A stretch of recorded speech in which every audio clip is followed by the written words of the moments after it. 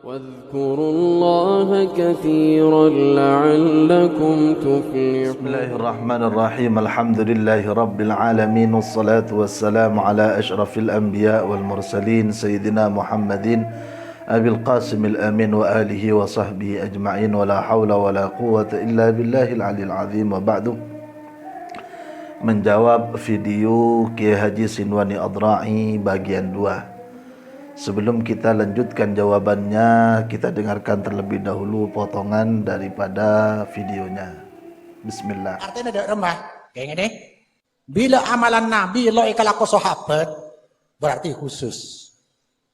Nabi ini kelambek bila asarin bi Ummi Sulim rajin Rasulullah pelona ni kayak apa yang pada ni kepelona ikumpul lagi betul butol kayak minyak. Tanya aku bi Rasulullah kayak apa ya ngalak barokah untuk tangannya. Jadi Rasulullah pelona barokah. Rasulullah sampai obung mana cokor lo pakai ker epelai bi sahabat ngalak barokah. Sampai gelanun copana Rasulullah ikalak sahabat apa sodaki polan room pun copana sampian. Dan nikah berarti nikah hadis. Polana sahabat alaqo bi Nabi itakrir didiamkan disetujui berarti hadis nikah. Lakin toh sahabat ada alaqo de aina Rasulullah. Begitu Rasulullah wafat, Abu Bakar lo pada nikah, Sayyidina Umar lo pada nikah, Utsman lo pada nikah, Ali lo pada nikah. Berarti apa? Khusus karena bila mungkin banyak mungkin ai beco pae yenom. Ya Allah kayak tahu sampean. Nikah sekocak bil kitabi was sunnah ala fahmi salaful ummah.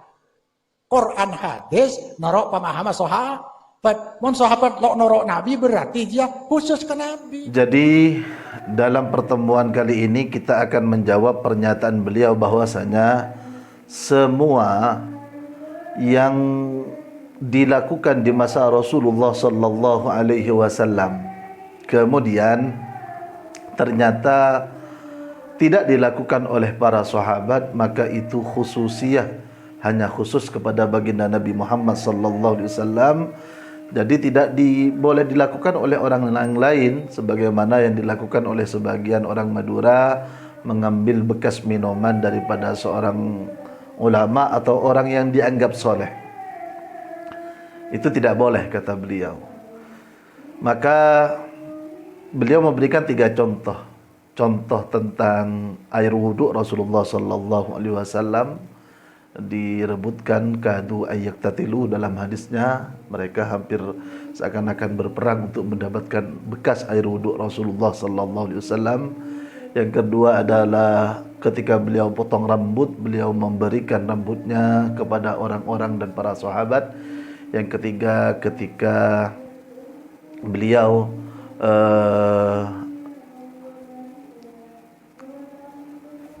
keringat beliau oleh Ummu Sulaim diambil dan dicampurkan dengan minyak wangi agar karena memang bau keringat beliau sangatlah wangi.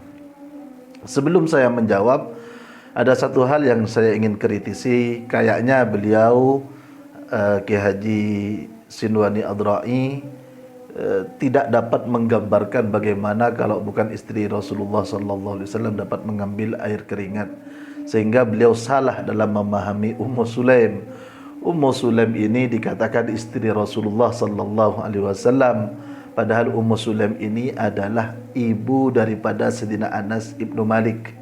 Kisahnya jelas, dia masuk Islam ketika Malik suaminya tidak masuk Islam, sehingga dia berpisah dan menikah lagi dengan Abu Talha. Ummu Sulaim ini termasuk orang yang dikatakan oleh para sahabat sebaik-baik mahar mas kawin, maka mas kawin Ummu Sulaim, karena yang diminta dari Abu Talha sama beliau adalah dia masuk Islam. Ummu Sulaim adalah orang yang datang kepada Rasulullah sallallahu alaihi wasallam ketika semua orang memberikan sesuatu. Ketika Rasulullah sampai ke Madinah, ada yang memberi kurma dan lain sebagainya. Ummu Sulaim berkata, "Ya hai Rasul, saya tidak mempunyai apa-apa wahai Rasulullah, saya hanya mempunyai anak ini. Anak ini saya berikan kepadamu untuk menjadi abdi, menjadi khadim, menjadi pelayan. Maka sebaik-baik pemberian adalah pemberian Ummu Sulaim." Ummu Sulaim dekat dengan Rasulullah SAW. Suatu saat ketika Rasulullah tidur, qailulah, tidur siang hari, di kediaman Ummu Sulaim, beliau berkeringat, maka Ummu Sulaim itu mengambil keringat beliau. Ada beberapa riwayat, ada yang ditadah, ada yang pakai handuk, kemudian diperah oleh Ummu Sulaim. Air keringat beliau itu dimasukkan dalam satu wadah. Ketika ditanya oleh Rasulullah sallallahu alaihi wasallam, maka kata Ummu Sulaim untuk dicampurkan dengan minyak wangi. Kita masuk pada jawaban kita. Semua yang dilakukan kepada Rasulullah atau di masa Rasulullah dan tidak dilakukan sahabat, maka itu khususiyah. Yang ingin saya sampaikan yang pertama, Kiai, para sahabat kalau tidak melakukan apa yang ada pada masa Rasulullah sallallahu alaihi wasallam itu belum tentu beliau tidak mau atau itu khususiyah. Belum tentu, karena mungkin beliau sibuk, tidak sempat apa dan lain sebagainya. Itu memungkinkan, mungkin karena ini, mungkin karena ini, tidak ada ketentuan yang seperti itu. Maka ini masuk kepada kaidah fikhiyah yang sama-sama kita pahami. Dikatakan ma tatarraqah ilaihil ihtimal batala bihil istidlal. Apapun yang memungkinkan maka tidak bisa dijadikan dalil untuk mematahkan pendapat orang lain, tidak bisa. Karena bisa saja karena ini, bisa saja karena ini. Yang kedua, bahwa semua yang tidak dilakukan sahabat maka itu adalah khusus kepada Nabi besar Muhammad SAW. Tidakkah Anda pernah mendengar bahwasanya al-aslu fil ahkam bil umum? Pada dasarnya semua hukum itu umum. Ketika disampaikan kepada Rasulullah umum, kecuali ada qarinah yang menunjukkan itu khusus kepada Rasulullah sallallahu alaihi wasallam. Dari mana kaidah ini dipetik? Dari sahabat ketika beliau bertanya hukum kepada Rasulullah, kemudian sahabat itu bertanya kepada Rasulullah, "Ya Rasulullah, ali khassah, apakah hukum ini khusus untuk saya?" Qala Nabi sallallahu alaihi wasallam, "Bal lil ummati 'amma." Ini umum. Jadi Rasulullah sallallahu alaihi wasallam kalau memberikan satu hukum, al-aslu fil ahkami lil umum, kecuali ada qarinah, seperti ada sahabat masuk Islam, dia mempunyai istri 10, kemudian Rasulullah sallallahu alaihi wasallam berkata bahwasanya pegang 4, pisahkan yang sisanya. Karena ini disebutkan adalah satu hukum, akan tetapi Rasulullah lebih dari 4, maka ini disebut khususiyah. Ada qarinah karena Rasulullah tidak melakukan Qiyamul Lail, Rasulullah SAW khusus dan lain sebagainya. Ada qarinah, ada petunjuk. Jadi saya yang ketiga sekaligus ini ingin bertanya, dari mana sampean mengatakan, dari mana dalil ini sampean petik bahwa itu adalah khususnya semua yang tidak dilakukan sahabat, berarti itu adalah khusus kepada baginda Rasulullah SAW tanpa melihat ada qarinah atau tidak. Karena kalau kita berfikir secara garis besar, seharusnya penjelasan hukum khusus dan tidaknya itu bukan di sahabat, tapi di masa Rasulullah sallallahu alaihi wasallam. Dan yang terakhir ini yang sangat mengena adalah apa yang perlu Kiai pahami adalah ternyata tabarruk itu dilakukan oleh para sahabat. Bukan hanya dilakukan oleh para sahabat, bahkan dilakukan oleh Rasulullah. Rasulullah bertabarruk dengan orang-orang muslim. Oh, benarkah Rasulullah tabarruk? Hadisnya diriwayatkan oleh Sayyidina Abdullah ibnu Umar, bahwa Sayyidina Abdullah ibnu Umar suatu saat berkata kepada Sayyidina Rasulullah sallallahu alaihi wasallam, "Ya Rasulullah, engkau ini lebih senang berwudu di tempat khusus yang tertutup apa di tempat-tempat yang biasa dilakukan oleh orang-orang lain, tempat banyak yakni seperti sumur yang banyak orang mengambil wudu?" Rasulullah sallallahu alaihi wasallam berkata, "Tidak. Akan tetapi minal matahir, dari tempat-tempat yang banyak orang datang saja untuk berwudu dan sebagainya.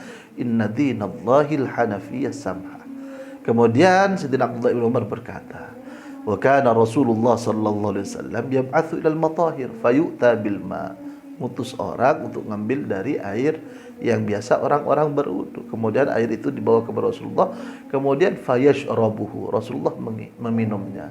Apa kata beliau Sayyidina Abdullah bin Umar? "Yarju barakata aidil muslimin." Yarju barakata aidil muslimin. Beliau mengharap barakah dari tangan-tangan orang Islam yang ambil wuduk di sana. Ini diriwayatkan dalam Al-Mu'jamul Awsat oleh Imam At-Tabrani, diriwayatkan oleh Abu Nuaim dalam kitab Hilyatul Awliya, dan disebutkan juga dalam kitab Syu'abul Iman. Kalau dicek beberapa sanadnya, ini masuk pada hadis hasan. Kemudian coba Kiai lihat di kitab Sahih Ibnu Hibban. Dalam kitab Sahih Ibnu Hibban itu diberikan judul Babu dzikri ma yustahabbu lil mar'i at-tabarruku bis salihin wa asbahihim. Bab khusus menjelaskan seseorang dianjurkan untuk tabarruk dari orang-orang yang soleh atau yang serupa dengan soleh. Bukan Rasul soleh ini, tidak menyebutkan sahabat atau tidak, salihin wa asbahihim. Kemudian Kiai bisa lihat perkataan Imam Az-Zahabi bahwa beliau berkata, Thabit Al-Bunani itu jika melihat Sayyidina Anas Ibnu Malik, dia akan mengambil tangannya dan mencium tangannya. Beliau berkata, Thabit Al-Bunani, yadun masad yada Rasulillah. Tangan ini pernah bersentuhan dengan tangan Rasulullah, maka dia tabarruk. Dalam kitab Umdatul Qari milik Syekh Al-Aini, diriwayatkan bahwasanya Imam Ahmad pernah mencuci baju Sayyiduna Al-Imam Asy-Syafi'i, gurunya, kemudian beliau meminum airnya. Atau dalam sebaliknya, Tabaqatus Syafi'i Al-Kubra, atau diriwayatkan juga oleh Imam Ibnu Asakir, bahwa suatu saat Imam Syafi'i bermimpi didatangi Rasulullah sallallahu alaihi wasallam, menceritakan dengan apa yang akan terjadi di masa-masa yang akan datang, dan di antara yang akan terjadi adalah bahwasanya Imam Ahmad bin Hanbal akan mendapatkan satu ujian berat. Dia harus melawannya dan harus sabar menghadapinya, yaitu fitnah. Dikatakannya Al-Quran itu sebagai hadis. Maka Imam Syafi'i mengutus santrinya dari Mesir ke Baghdad, yaitu Imam Rabi. Rabi berangkat menyampaikan kabar. Setelah dijelaskan apa yang disampaikan, maka Imam Ahmad bin Hanbal itu memberikan hadiah baju kepada Imam Rabi. Setelah sampai kepada Imam Syafi'i, dilaporkan Imam Syafi'i bertanya, Ish alladhi a'tak, apa yang telah ia berikan kepadamu? Ayyusha'in yakni, apa yang telah dia berikan kepadamu? Ini sudah sangat biasa bahwa orang-orang Arab itu jika mempunyai pemberian orang lain, dia akan membalasnya. Dan itu termasuk ajaran dalam Islam. Termasuk apa yang disampaikan oleh Rasulullah sallallahu alaihi wasallam, man asda ilaikum ma'rufa fakafi'uh fa illam tajidu, maka apabila kalian tidak menemukannya, maka disuruh untuk mendoakan. Maka Imam Syafi'i kemudian berkata, bullahu, basahi gamisnya, tidak usah dikasih aku, terus airnya nanti kasih aku, liatabarraka bihi, aku nanti akan mengharapkan barokah. Nah, Imam Ahmad bin Hanbal adalah santri beliau yang sangat wara' luar biasa. Sangat banyak sebetulnya riwayat-riwayat menjelaskan bagaimana tabarruk itu dilaksanakan, dan aqwalul ulama tentang tabarruk bisalihin itu sangat banyak. InsyaAllah kalau ini nanti menjadi sebuah buku, kita berupaya untuk membukukannya. Mudah-mudahan Allah Subhanahu wa taala mentakdirkan kita akan membahasnya lebih luas, lebih lebar, mudah-mudahan manfaat. Assalamualaikum warahmatullahi wabarakatuh. Kirimkan bantuan Anda, donasi Anda, dan konfirmasi kepada nomor yang tertera di bawah ini. Ini adalah nomor rekening atas nama Pondok Pesantren Najmul Al-Mursyidin. Terima kasih, mudah-mudahan Allah Subhanahu wa taala membalasnya.